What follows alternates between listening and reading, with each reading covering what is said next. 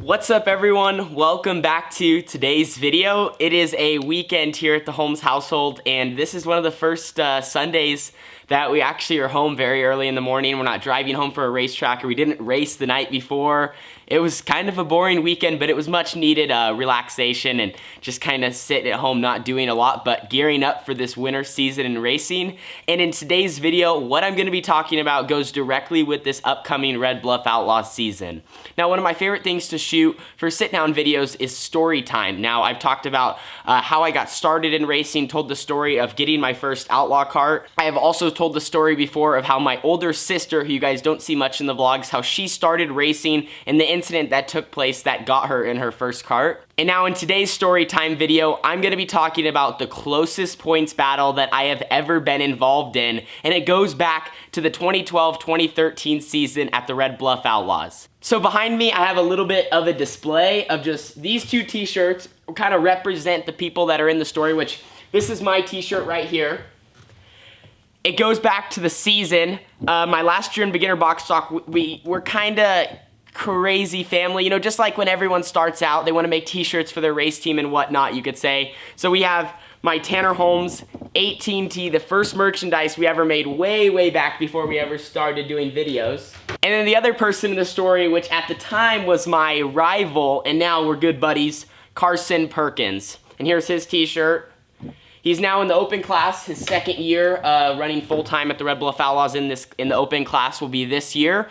He competed for Rookie of the Year last year, and I believe he came home 7th in the points. And now also the wing that these are hung up on, this goes directly with the story we're going to be talking about. And as I look at all the feature winner stickers on the car, correction, the year that this story took place was 2011-2012. The following season also was used, this wing was used, and we won the championship. Let me show you this paint scheme. So quick background on it. As a young kid, being a huge Kyle Busch fan, I always wanted to copy his cars, and as I moved up through the ranks, I kind of had a Kyle Busch paint scheme.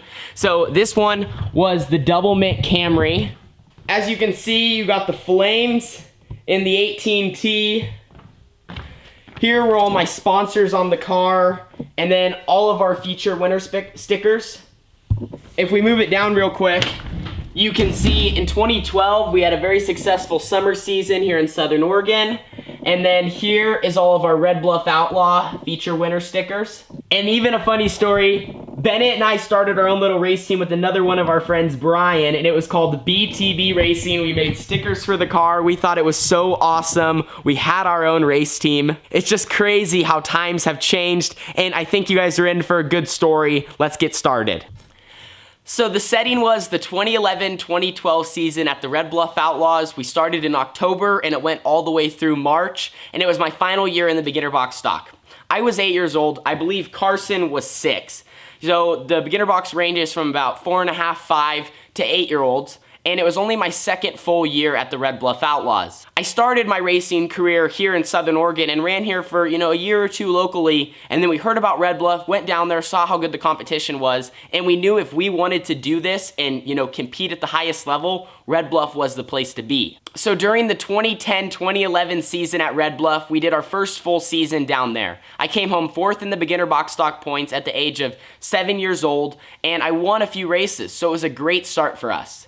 And we were considering moving me up from the beginner box division to the box stock division, which ranges from about 8 or 9 to 11 or 12 years old. And the reason we didn't is because we felt like there was still more I could learn in the beginner box division, and we didn't want to be the type of people to move me up too early, throw me to a much tougher class, and then I just struggle and struggle. Whereas if I stay in beginner box, maybe win some more races, run for a championship, my confidence will be up when I move up the next year. So now is when the story really gets started and we get into our very close point battle.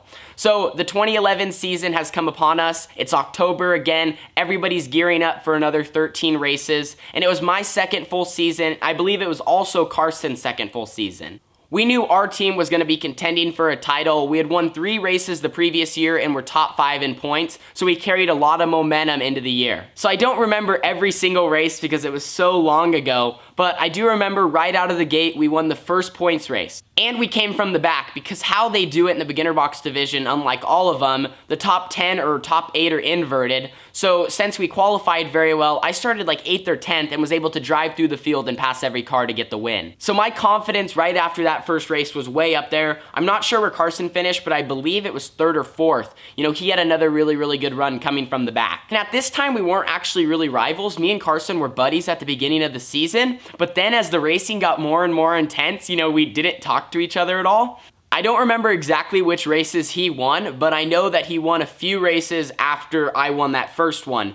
This season, I only actually had 2 total wins. I won points race number 1 and points race number 6. But in between those wins, I had a lot of 2nd, 3rd, and 4ths, and a lot of the times I was finishing 2nd to the 35 car. So the points were neck and neck, and I was actually leading about the first half of the season until I won that points race number 6 race, and it all kind of fell apart after that. Like I said, my memory is a little bit not there, but if I remember correctly, going into points race number 7, I had like a 20-ish point lead over Carson Perkins.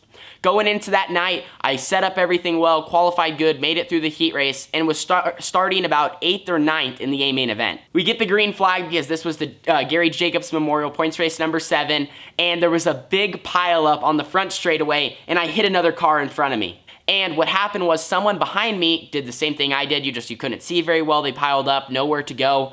And when they hit, they jumped my right rear, and their whole left front just took off the carburetor off my Subaru. And it was like a really weird chain of events. They did that and more cars piled in. Well, when it all happened, my throttle was hung wide open. And so it burned up the clutch and everything. Sparks were flying everywhere. And Carson, the 35, he was able to make it through the wreck, and he ended up going on, I believe, to win the race. And so that was kind of the turning point for our season. It was unfortunate. That took us out lap 1. We had a DNF. There was nothing we could do. It was just a big wreck on the front stretch, and with everything happening, like I said, they knocked off my carburetor, burned up the clutch when the throttle hung, and I didn't know anything that was going on. You know, I was disappointed, of course, but there was just nothing we could do.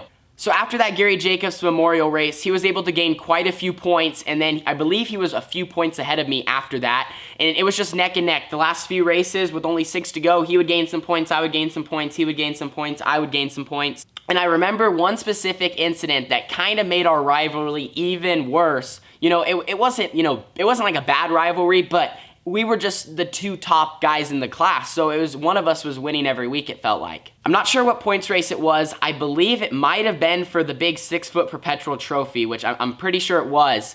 We were, you know, he was leading the race, and I was kind of Mr. Nice Guy the whole season. That's why I didn't win a lot. I was very consistent, but I wasn't putting the bumper to people or sticking my nose in places trying to make stuff happen. I just wanted to be a super clean driver, and I hated to wreck people. The 35, on the other hand, Carson, not that he was dirty, but he was just very up on the wheel, aggressive, wasn't afraid to do a bump and run, and he was very good at it. That's how he was able to get around a lot of cars. And so I remember I was just fed up with it. I knew I needed to be aggressive. My parents were telling me, you gotta try to, you know, pass more cars, you gotta try to win more races so we can get some points. And I believe, like I said, perpetual trophy night, he's leading the race, I am running second, and he comes off a 2, I have a run on him, I'm right there, and I just do not lift. I try to make it happen and stay on his inside. He tries to run the bottom, we're just both fighting for the same spot. We hook and turn, and we both end up wrecking in turn 3. And it was bad. It was like one of the moves where, so I was kind of like, I was a car inside him, but he was trying to take the line and I was trying to take it from him. And just when we hooked, it spun him out, and then my car was drove on top of his hood. And so when that happened, I just knew. And you know, remember, we're young kids, 8 and 6 years old. And I knew, you know, this is just gonna make this points battle even worse because we were right there every single night. So we end up wrecking. We both don't win that race. We both have to go to the back, try to make our way up through the field.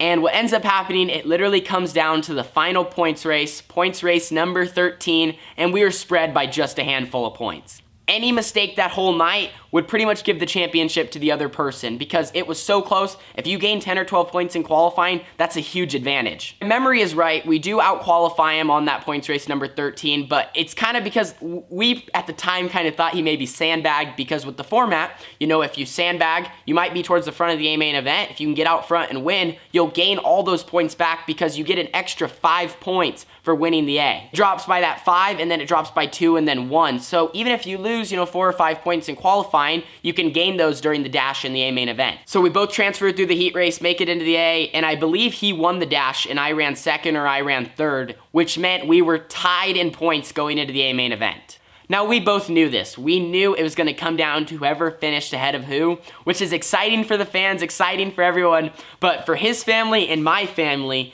it was like we just both wanted it so bad, but it was just nerve-wracking. I vividly remember parking in our parking spot we usually do, getting in my car and my dad telling me, "Tanner, we did not come to run second." And my nerves were going off the wall. I just didn't know what to do. I just wanted to win and win this championship and come home a Red Bluff Outlaw champion, because at a young age like that, that is so much in the outlaw kart world. If you can bring home one of those eagles, that is so much to do at a young age. So we get going early on in the race. I get out to the lead and I'm like, I got this. I just gotta hit my marks and win this championship. Now, I knew the 35 was coming, but I thought if I just hit my marks, I would be good to go. But about halfway through the race, the 35 got to me and he did a classic bump and run. In outlaw karts, one of the moves, it's not dirty at all, but what they do is, in beginner box or box stock, sometimes they'll just get on you and they just get your bumper to you and give you just a little nudge getting in the corner. Not like slamming into your back bumper, but just a nudge, and it will shove a car right off the bottom because it'll push them a little bit tight and push the nose up the track, and that's exactly what he did to me. Entering 3, I remember just trying to run right around the infield disc. I felt the bump and pushed right up the track. He was able to do the bump and run and get by me, and he ended up going on to win the championship. I was still right on him the rest of the race, but just never close enough. I tried to give him a bump, I tried to move him off the bottom, but he was just ultimately a little bit better. I was so mad in this moment. I remember, being a young kid, a lot of racers were like this. I started crying in my trailer, I threw all my gear, I was so incredibly mad. Our whole season, all of our hard work, all of our consistent finishes right down the drain just to finish second by 5 points. But overall, Carson did a phenomenal job and he just outran us every single week and was just a little bit better at that season. Something else also to note, this was my first ever runner-up finish in the points at the Red Bluff Outlaws, and in my career, I have 4 second place finishes in points. That is a lot of seconds. I have 2 championships. I finished second in the beginner box division. I finished second in the box stock division once. I finished second in 250s, and then last year I finished second in opens. So it's crazy. I have a lot of eagles, but they're all just a little bit too small. It is cool to have those 2 championship trophies, but I always wonder, what if all those second place finishes, or even half of them, were championship trophies? That would have been pretty incredible. And all the championship trophies over the years, they're the same every single year, and that's kind of what's so iconic about them. They're these eagles. This is one of my 4th place trophies, but the second one's a little bit bigger, and then the championship one's huge, and I got a few of those up in my room that I've showed you before. Another crazy note is in 8 of my 9 years, we've always finished in the top 5 at the Red Bluff Outlaws. We got 4 seconds, 2 first, and then 2 fourths. And then the 1 year where I didn't make it in the top 5 was my first year in the open class. We ran 7th in points, but still won Rookie of the Year. So we got a lot of eagles laying around, some small like this one, some a little bit bigger, and then 2 of the big old champion ones. But that is gonna end this video. Let me know if you want me to do more story times here in the future. I could make a whole playlist on story times just on Red Bluff between, like a video like this one, the time Bennett and I, one of my best buddies, had an insane on-track battle. I could talk about the season where we won 5 races and still didn't win the championship. Or I could also talk about how I never won a 250 West Coast Nationals, even though 2 straight years in a row, I was running in the top 2. So many crazy things have happened there at the Paulie Davis Pavilion, but I want to thank you guys for watching. I'm ready to get back there here in a few weeks, and I got some stuff to work on in the shop and more videos to shoot. See you in the next one. Deuces.